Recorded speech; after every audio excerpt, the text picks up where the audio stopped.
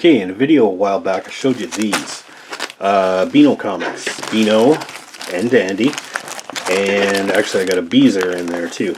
Yeah, I put that video out about a year ago and showed you some of the inside of these comics here. These are comics produced in the UK, specifically Scotland, I believe.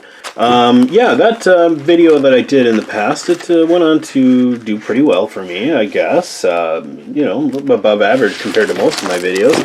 And I want to say thank you for that, for all the people that might have tuned in for that one and are also watching this one. Then thank you very much. And if you have not yet, perhaps you should subscribe.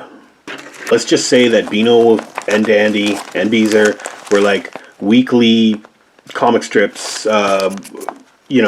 weekly comics produced in the UK since 1939. I think Beano dates back to, actually Dandy might even be a little bit older. I think it might be 1938. But yeah, now they publish these ones weekly. But every Christmas, they put out an annual. And that's what this video is about. I have only a few of them. I live in Canada, and I live on Vancouver Island, and you don't see too many of these around. This is Beano 2000. It's the Christmas annual, or yearly annual of Beano characters, Beano comic strips.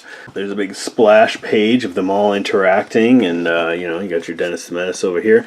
Menace being the flagship character of the Beano universe. Yeah, and it's filled with lots of comics in here. It's like, this is your average, like, I think it's like 20-page comic, maybe even 12, 16, something like that. But look at that, I mean, it's not like, it's a hardcover, but it's not like as extensive as, say, like a Dungeons and Dragons rulebook or something like that. Anyway, I got Beano 2000. I got the Dandy 2001. And then I have Dennis the Menace and Nasher Annual 2008. So these are much newer, actually, than these comics that I showed you in the other video, because those were 1983, and that's 17 years later, 18 years later, 25 years later. As far as I know, Beano and Dandy, I think they tried to go online, because not many people are buying print products anymore, but to keep making these annuals. It's a Christmas tradition. It's these comics are well loved in the UK, from what I understand. And yeah, so they're not going to break that tradition. So as of 2018, the Beano was 80 years old. Something I've noticed, and I guess I pointed it out in the previous video, is that the Beano and the Dandy, the characters tend to be like miscreants, like mischievous, and I don't know, anarchists, really. They're frequently misbehaving. Most of the main characters are like, little brats and stuff. Of course, we got Bald Boy, there's Bald Boy, the soccer player guy. All the jokes have to do with them playing soccer and wrecking stuff, or, because everything's all about soccer for these guys. Oh, here we go. Here's Crazy for Daisy. Yeah, basically he tries to give her gifts and stuff all the time, and she just rejects him and beats him up and, like, throws things at him and just trying to say, like, go away, creep, I guess. But he's just so in love with her, and he just keeps trying and keeps trying and keeps trying to impress her. And, like, I don't know, and she keeps rejecting him. Look, dumps mud on his head. And then she's like, oh, but I got him a present for the year 2000 as well. Measles, haha. And he's like, oh, but, even though you gave me the measles, I still love you. Like, that's weird, man. I don't know. Like, I'm not criticizing the like, maybe culturally this is, it doesn't really hit home for me because I'm Canadian. And, again, less so, but we're still going to run into that language kind of vernacular barrier. and just sense of humor that is distinctly British and not really Canadian. I don't know. I mean, you know, I guess it's just goofy kids stuff, right? Like, shouldn't read too much into this. But, I don't know, like, look at this guy. That guy is fucked up. Calamity James. And basically the cartoon, or basically the comic is just him running around getting hurt and stuff, and he's always causing accidents. He's accident prone. And, yeah, he gets hurt in, like, weird ways, and people trick him into doing stupid, dangerous things, and because he's an idiot. Then we've got the numbskulls, which are little guys that live inside this dude's head, and they basically, I don't know if they control his actions or they just react to things that are going on, or they can somehow manipulate him a little bit, I think. And yeah, it's mildly amusing, I guess. And then I believe this is supposed to be Dennis the Menace's little sister. And there's Dennis's pig right there, I believe. Yeah, he has a pet pig. Okay, the Bash Street Kids as well. Oh, hey, Plug's in there. I remember that guy. Oh, there he is down there. Because he's just Plug ugly. I remember that guy from the last one. Yeah, I thought he was a solo artist. Oh, here we go. Minnie the Minx. Minnie the Minx is also a distinctly Scottish character because she's wearing a tam. I believe that's what that's called, right? And, yeah, she's running around getting in trouble all the time, and just like, she's a minx. She's a little scoundrel. She does a bunch of things, disruptive, anarchistic things. You know, like, hey, look at this, it's a rat, haha, I'm gonna fuck up your kitchen, or something. Like, she's on a boat here. I guess she's going on holidays, and she's aboard a boat, and she does all these fucked up things. And she kind of sometimes gets her just desserts in the end, I think. There's Gnasher and Nipper. Gnasher and Nipper. Now, Gnasher is Dennis the Menace's dog, who doesn't really talk. He talks in thought bubbles when Dennis is around. But I guess here, I think this is supposed to be his son or something. I don't know, and they're getting into trouble and doing crazy, violent things, looks like. Okay, and they win in the end. They get to eat all these bones. I don't know what that's all about, and I'm not going to read it, so...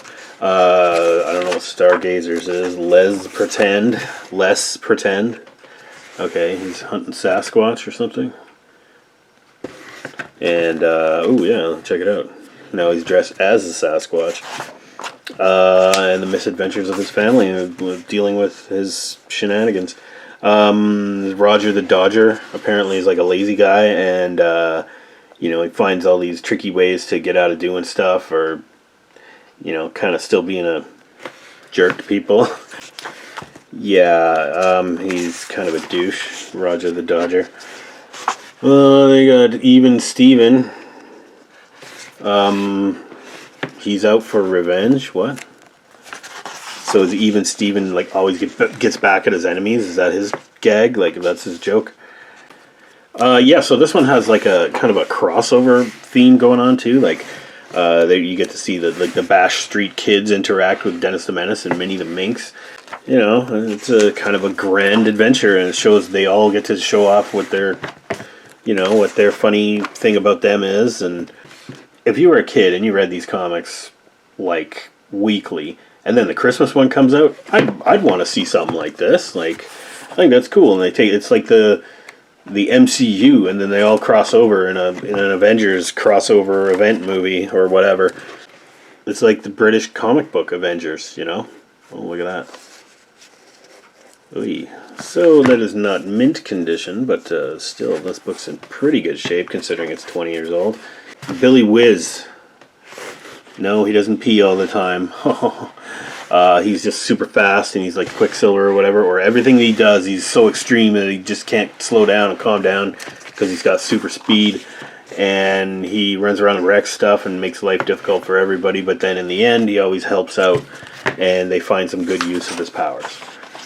Well, that's what's going on in here, even though it's got its funny edge to it. Oh, here's Crazy for Daisy again. We already looked at this. I know, it's kind of cool. I like these yearly kind of annual mashup things.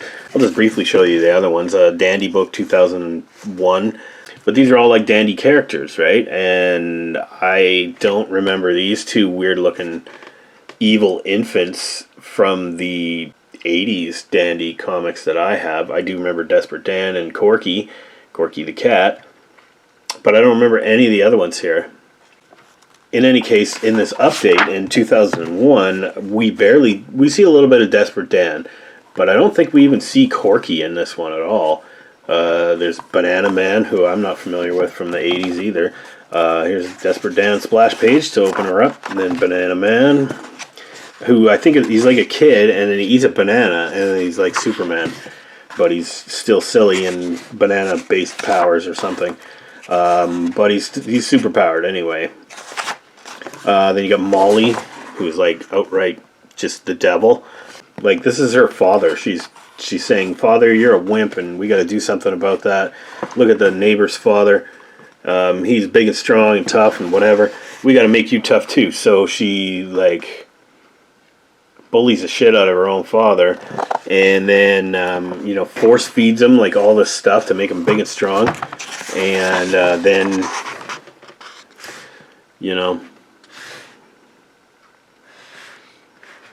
gives him like stubble or whatever, slaps the stuff on his face, and now she's like, "Oh, I'm all so proud of you, Daddy."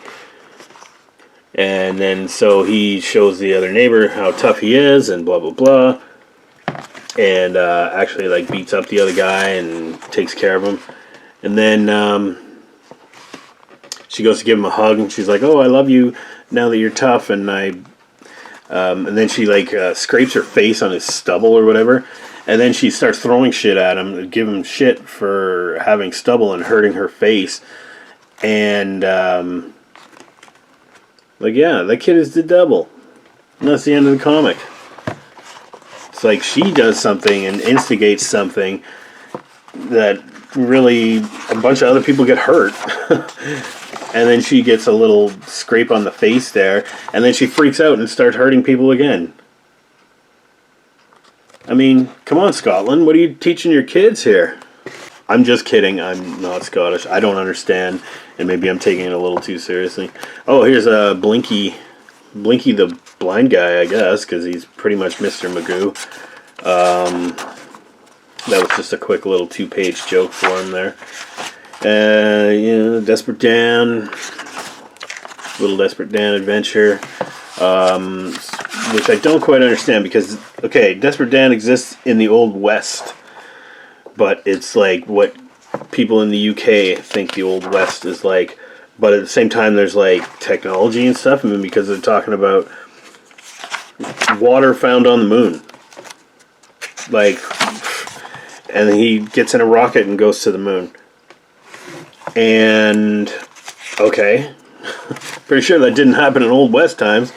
I'm not saying that the writers were like ignorant of that fact or anything, but it's just they choose to ignore it for a funny cartoon. And but then there's like this guy. This guy's like a king or something. He's dressed like British royalty or something. And Desperate Dan, of course, is the Old West guy, and there's some some other Old West guys in an Old West town. So he goes to the moon. But he leaves his hat on the moon. And they're like, latest, astronauts find hat on moon. So it's like, you have astronauts. So you must have like at least a mid-20th century level of technology. So why are these guys living like peasants in this like Old West town or whatever? That's an example of inconsistent world building here. Yeah, I guess I am taking this a little too seriously. Oh, I gotta show you this one though. Beryl the Peril. Yeah, she's a pain in the ass as well. And again, abusing her parent. And she gives him like all this pepper or something like that, and then jumps on his back, and as he's sneezing so violently and jumping around town, she's riding on him. And very disrespectful way to treat your father, I think.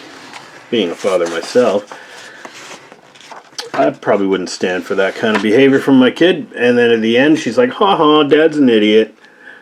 And he's like, "Yup, she's a bad kid, but I'm not going to do anything about it."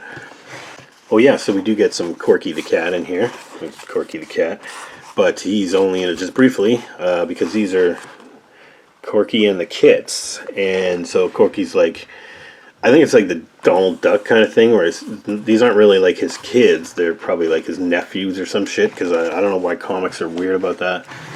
That, you know, comic stars can't have children for whatever reason. So they're always like aunts or uncles, and they have nephews and nieces and stuff. And I don't know, I don't understand that. Yeah, so they get into some mischief, and they end up all messed up in the end there. Then this is fun. Owen Goal. So Dandy has their own comic strip, which basically copies Ball Boy from this one. Who knows? Maybe this came first. I don't know. But again, this is like a kid on a soccer team, and pardon me, a football team. And yeah, and they get into trouble, and it's all the misadventures of this football team. And here they are beating up their coach or something. Hey, didn't we do this? This is a Yeti adventure here. Great Yeti hunts. And this guy's like, he's like the French stereotype or something, because everything is Z. I'll grab Z Bear or Z Wookie. Oh, sorry, Yeti. Anyway, didn't we have a Yeti thing in the? Well, I guess that was Sasquatch. Okay, so the Dandy book 2001 is pretty much like the Beano book 2000, except it's the Dandy. But yeah, it's a similar thing. It's you know, it's full of like annual collection of comics, and I still haven't figured out who these guys are. But they are ugly as sin. They've got like all this like stuff dripping from them, like drool or whatever. I don't know, because I guess they're babies. And apparently his diaper is just so full of crap that it's like bulging and gross like that. And the other guy's in his pajamas. Okay, here we go. Cuddles and Dimples, that's their names. And yeah, they look pretty evil, actually. Oh, look at they're like beating each other up and pulling pranks on each other. Okay, more Desperate Dan and this other guy, and then yeah, and then oh, here we can't leave without making fun of the Irish. Here's Fiddle O'Diddle. I guess he's a leprechaun and he's playing pranks on this dumb guy. Hey, that reminds me of that Calamity James from the other one. He's just this dumb guy that everybody like makes fun of, or that this leprechaun makes fun of, and then he wises up in the end, and then goes after the leprechaun and chases him away. But you know, I mean, look what the leprechaun did to him. Anyway, Dandy, it is what it is. And then the third one here, I'm not even going to open it up because Dennis the Menace and Gnasher. But it's the annual 2008. It's very thin compared to the other two. Yeah, so this one's not quite as many pages. So I guess it would have been a little bit cheaper in the store. Okay, I am going to open it up. But it's all... this all focuses on Dennis the Menace and characters immediately associated with him, like I guess like his family and his dog and his little sister or whatever. And yeah. Oh, it makes fun of royalty there. Did you see that? Yeah, it makes fun of royalty here. I guess that's what, Prince Charles or something. Oh yeah, and his fart jokes on the back cover here. Yeah, so I imagine like, well, in today's economy, in the Canadian economy, if there was something equivalent to this, it would probably sell for, I don't know, maybe 25, 30 bucks in the store, brand new. I can't really find prices on these things other than, well, this one's £5.99. And I'd always assumed that the British pound is worth roughly somewhere around double what the Canadian dollar is worth. So, you know, so basically £6 would probably be about 12, 13 bucks. And That actually seems a little cheap, so maybe my conversion is off. Anyway, leave a like, subscribe if you want to see me look at some old weird stuff like this, and we will see you next time. Have a good one, everybody.